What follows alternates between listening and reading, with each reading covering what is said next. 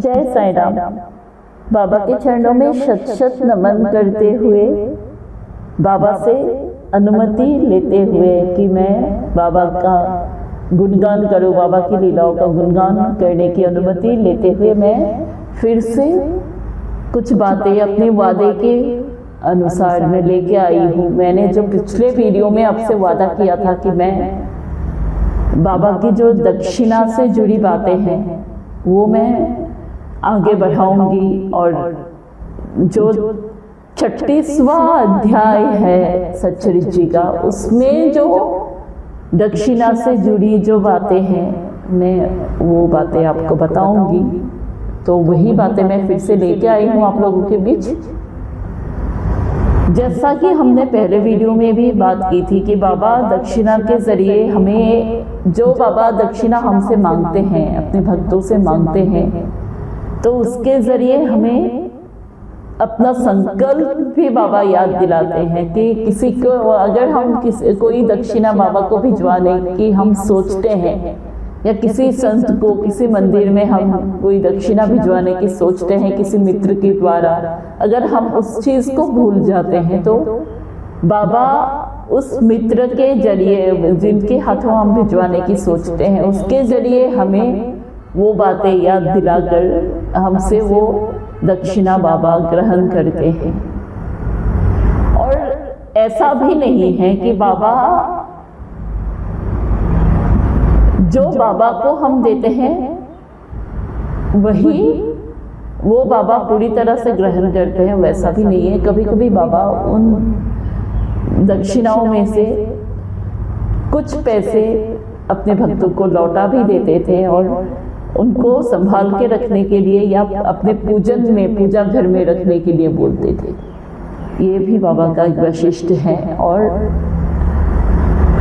ऐसा नहीं कि बाबा को अगर हम किसी चीज़ के लिए हम बेमन से अगर दे रहे हैं वो भी बाबा रख लेंगे। मैंने ये पहले भी बताया, कभी नहीं रखते हैं बाबा। और ये ज़रूरी भी नहीं कि हम हमेशा दक्षिणा दें, हमेशा बाबा नहीं लेते, हर वक्त नहीं लेते, ना लेते थे ना देते हैं। आज भी आप अगर बाबा की इच्छा नहीं होगी तो बाबा के मंदिर जाते हुए भी आप कभी कुछ नहीं दे पाओगे, अगर बाबा की इच्छा नहीं होगी आपसे कोई चीज़ ग्रहण करने की। या फिर किसी को आप कुछ देना चाहो तो अगर बाबा की इच्छा नहीं होगी तो बाबा वो चीज़ ग्रहण करना नहीं चाहते हैं तो आप नहीं दे पाओगे, क्योंकि बाबा सर्वव्यापी है, सभी में बाबा समाये हुए हैं, हर कण कण में, घट घट में बाबा समाये हुए हैं। ये हम सभी मानते हैं, सभी जानते हैं, और हर किसी के रूप में बाबा है।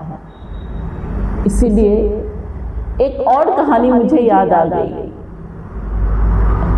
एक बार किसी सज्जन ने बाबा ने जब उनसे 1 रुपया दक्षिणा मांगा, मैं सच्चरित्र में उल्लेखित है ये घटना, लेकिन मैं थोड़ा नाम भूल रही हूँ।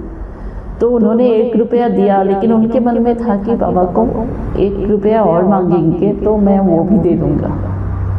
लेकिन तभी उनको वहाँ से जाने की अनुमति हुई और बाबा के आदेश को, आज्ञा को ना टालते हुए वो अपने घर के लिए निकल गए। और रास्ते में जब वो एक मंदिर में दर्शन के लिए गए तो वहाँ पे उनको एक स्वामी जी मिले जो अपने भक्तों के साथ वहाँ पे बैठे हुए थे। और उन्होंने जब जैसे ही इन सज्जन को देखा, बाबा के इन भक्त को देखा, तो भक्त महाशय को देखा, तो वो अपने भक्तों को छोड़ के उठ के आ गए और बोला कि मेरा 1 रुपया मुझे दो। तभी वो समझ गए कि ये बाबा का ही आदेश है। भक्त महाशय तभी समझ गए कि ये बाबा का आदेश है, और उन्होंने सहर्ष उनको वो रुपया दे दिया और वहाँ से विदा ले लिया दर्शन करके। अब हम आते हैं जैसे जो मैंने वादा किया था आपको 36 अध्याय की बातों को लेके, 36 चैप्टर की बातों को लेके। तो वहाँ पे गोवा के 2 सज्जन की कहानी वर्णित है। जो बाबा का दर्शन करने के लिए आए थे। उनमें से एक सज्जन ने जब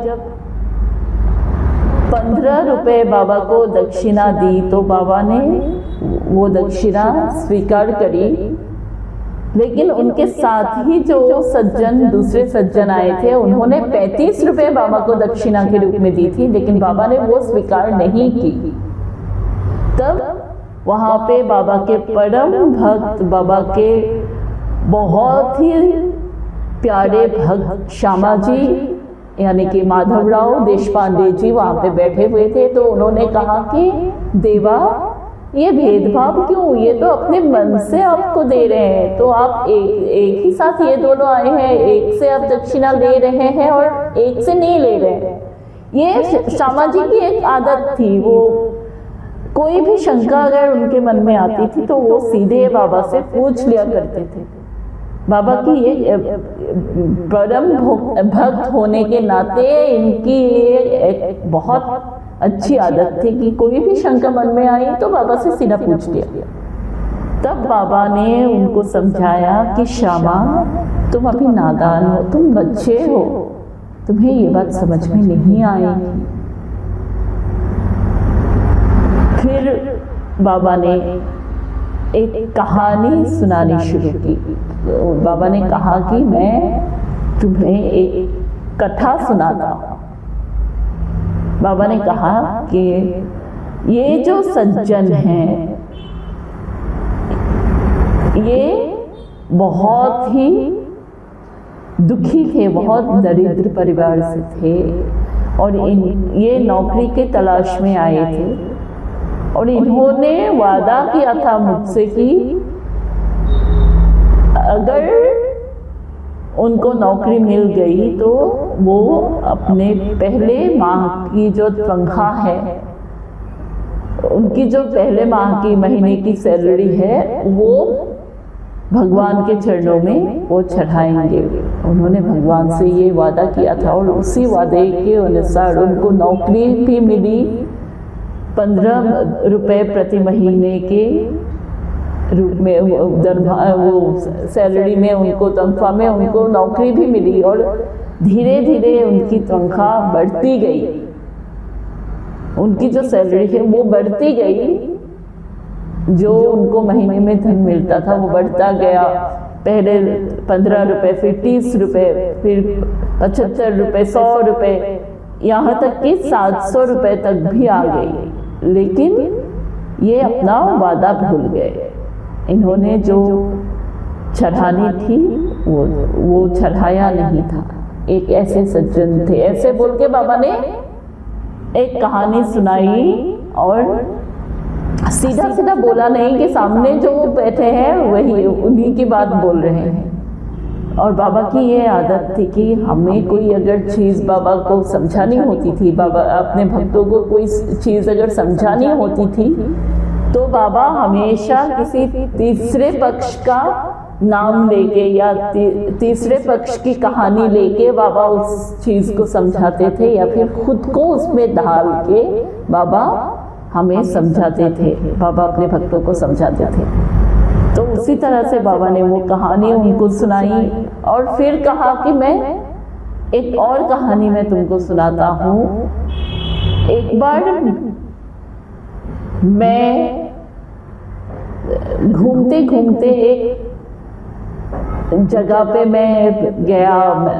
मैं जब चल रहा था तो मैं बहुत थक गया था, तो एक घर के सामने मैं उसके दालान में मैं ठहर गया। तो वहाँ पे जो ब्राह्मण स्वामी थे उन्होंने मेरी बहुत शुश्रूषा की, बाबा मुझे बहुत उन्होंने आदर सत्कार किया, मेरा आप्यायन किया, मुझे खिलाया पिलाया, बहुत स्वादिष्ट भोजन कराया और मुझे थका हुआ देखकर वहाँ पे सोने के लिए मुझे एक अलमारी के पास एक स्वच्छ जगह मुझे बता दी और मैं वहाँ पे सो गया। लेकिन जब मैं सो गया तो उन ब्राह्मण महाशय ने मेरे पीछे की जो दीवार थी वहाँ पे सेंध डालकर मेरे पास से 30,000 रुपये चुरा लिए थे और मैं बहुत दुखी हो गया।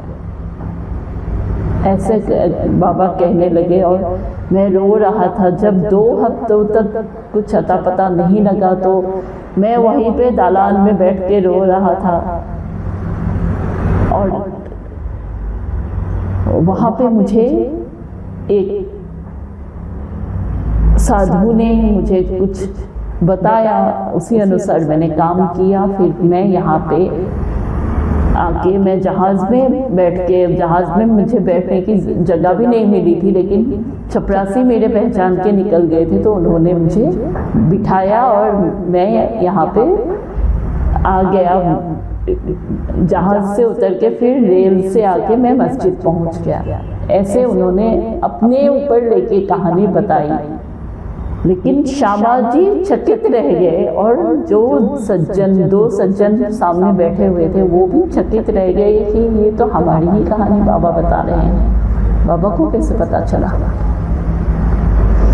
फिर बाबा ने, जैसे ही बाबा की कहानी खत्म हुई, बाबा ने कहा कि श्यामा तुम इन दोनों को भोजन के लिए तुम्हारे घर ले जाओ। और श्यामा जी ने बाबा के आदेश का पालन किया और उन दोनों को भोजन कराने के लिए अपने घर पे ले गए। लेकिन भोजन के उपरांत जब वो लोग भोजन कर रहे थे, भोजन के दौरान बाबा की बात को दोहरा कर श्यामा जी ने पूछा कि आप लोगों को कुछ समझ में आया कि बाबा क्या बोल रहे थे? क्योंकि बाबा ना तो कभी शिरडी से बाहर गए हैं और ना ही कभी उनके पास इतने पैसे ही थे, पैसे ही आए थे, ना ही कोई उनको अपनी रकम वापस भी मिली। उनके पास ऐसे इतने पैसे थे ही नहीं, कभी होते ही नहीं है, तो उनको वापस कैसे मिलेगी? तो वो दोनों सज्जन बहुत रोने लगे और बोला कि बाबा जो बोल रहे थे वो हमारी ही कहानी है। तो दोनों सज्जनों ने अपनी कहानियाँ सुनानी शुरू की कि कैसे कैसे क्या हुआ और पूरी कहानी हमारी ही है। और उन दूसरे सज्जन जिनसे बाबा ने दक्षिणा स्वीकार नहीं की, तो उन्होंने कहा कि बाबा ने शायद मेरे बुरे दिन तभी ख़त्म किए थे, तो इसीलिए बाबा ने मेरे जो दक्षिणा है वो स्वीकार नहीं की। और जिनसे स्वीकार की उन्होंने कहा कि इसको आप दक्षिणा मत समझिए, ये मेरा पुराना ऋण था जो मैंने आज चुकाया है। श्यामा जी से ऐसा कहा। तो इसका अर्थ ये है कि हम अगर कोई चीज़, जैसे मैंने इस वीडियो में पहले भी बताया था कि हम अगर कोई चीज़ भूल जाते हैं, हम बाबा को चढ़ाएंगे या फिर किसी को देंगे, भगवान के सामने चढ़ाएंगे, ये अगर सोच के हम भूल जाते हैं ना, तो वो चढ़ावा बाबा स्वीकार वैसे ही करते हैं। कोई ना कोई बाबा एक माध्यम बना के बाबा उस हमारे चढ़ावे को, हमारी दक्षिणा को बाबा वैसे ही स्वीकार कर देते हैं। और जिनसे बाबा को स्वीकार करना होता नहीं है, तो वो चाहकर भी बाबा को कुछ भी नहीं दे पाता, वो चाहकर भी कभी नहीं दे पाता। ये एक अलग बात है। लेकिन दक्षिणा का जो मर्म है, बाबा ने दक्षिणा के जरिए जो बताया है वो यही है कि दक्षिणा देने से हमारी जो त्याग की भावना है वो प्रकट होती है और हमारा मन त्याग करने के लिए तत्पर हो जाता है। हम त्याग करने की जो शक्ति है उसको हम अपने अंदर उतार पाते हैं, और ये बहुत ज़रूरी है मानव जीवन के लिए। दान, त्याग ये बहुत ज़रूरी है। और पूरे विश्वास के साथ जो दान किया जाता है, जो त्याग किया जाता है, भगवान के ऊपर पूरा भरोसा रख के अगर कोई चीज़ हम चढ़ाते हैं, कोई दान करते हैं ना, उस विश्वास का फल हमें ज़रूर मिलता है। जिस तरह से 14वें अध्याय में रतन जी वाडिया की कहानी बताई गई है, उनको जिस तरह से अपने दान का फल मिला, वो निसंतान थे, उनको संतान मिली, उसी तरह से और गणपतराव बोडस जी जो प्रसिद्ध कलाकार थे वो भी बताते हैं कि उन्होंने जब वो 14वें अध्याय में ही वो बताते हैं कि उन्होंने जब बाबा के बार बार आग्रह करने पर अपनी धन की पूरी थैली बाबा के सामने उड़ेल दी, तो उसके बाद उनको कभी दुख का सामना करना नहीं पड़ा, गरीबी का सामना करना नहीं पड़ा। उनका प्रचुर परिमाण में प्रचुर मात्रा में उनका लाभ ही होता रहा, कभी नुकसान हुआ ही नहीं। तो बाबा उसी तरह से हमारे संकटों से हमें उबारते हैं दक्षिणा के जरिए, भिक्षा के जरिए। इसीलिए हमेशा त्याग की भावना रखिए, कभी कांचन यानी कि पैसों पर, अपनी शोहरत पर, अपने दौलत पर कभी गुरूर मत करिए, गर्व मत करिए। हमेशा त्याग की भावना, दान की भावना रखिए कि हमारे पास जो है, भगवान ने हमें जो कुछ भी दिया है उनकी कृपा से, उनकी दया से, तो हम उसके एक छोटे से हिस्से से अगर किसी और के जीवन को खुशियों से भर सके, किसी और दुखी को अगर हम हंसा सके, खुशी दे सके, तो इससे बड़ी बात हमारे लिए और कुछ नहीं। और भगवान भी, बाबा भी उन्हीं से प्रसन्न होते हैं जो दयाशील होते हैं, दान की भावना रखते हैं, त्याग की भावना रखते हैं। इसीलिए मैं हमेशा कहती हूँ कि त्याग की भावना रखिए, अपने मन में दया का भाव रखिए। किसी के जीवन को दुष्कर बना के हमें कोई खुशी कभी नहीं मिल सकती। हमारा जीवन भी दुश्वार हो जाएगा, हमारा जीवन भी बर्बाद हो जाएगा हम अगर किसी और के जीवन को दुष्कर करने की कोशिश करेंगे। इसलिए बाबा की शिक्षाओं से अपने अंदर ज्ञान भरिए, और बाबा जिस तरह से दक्षिणा देते हैं, जिस तरह से त्याग की भावना हमें सिखाते हैं, उस चीज़ को हमेशा अपने जीवन में उतारने की कोशिश करिए। सब लोग खुश रहिए, बाबा की भक्ति करते रहिए, बाबा की साधना करते रहिए, बाबा का गुणगान करते रहिए, बाबा की पूजा करते रहिए, भजन सुनते रहिए, सच्चरित्र जी और स्तवन मंजरी का पाठ करते रहिए। जितना हो सके उतना पाठ करिए, एक दिन में आपसे जितना हो सके। बाबा के भजन सुनिए, बाबा का नाम जाप कभी मत छोड़िए। मैं फिर मिलूंगी आप लोगों से कुछ नई बातों के साथ। तब तक बाबा की कृपा सब पर बनी रहे, बाबा की कृपा का हाथ सबके सर पे रहे, सबके जीवन को बाबा खुशियों से भर दे, हंसी से भर दे, रंगों से भर दे, और सबको दयाशील, दानशील बनाए। सबके जीवन में दूसरों की जीवन को खुशियाँ देने की जो इच्छा है वो बाबा भर दे। जय साईं राम, ओम साईं।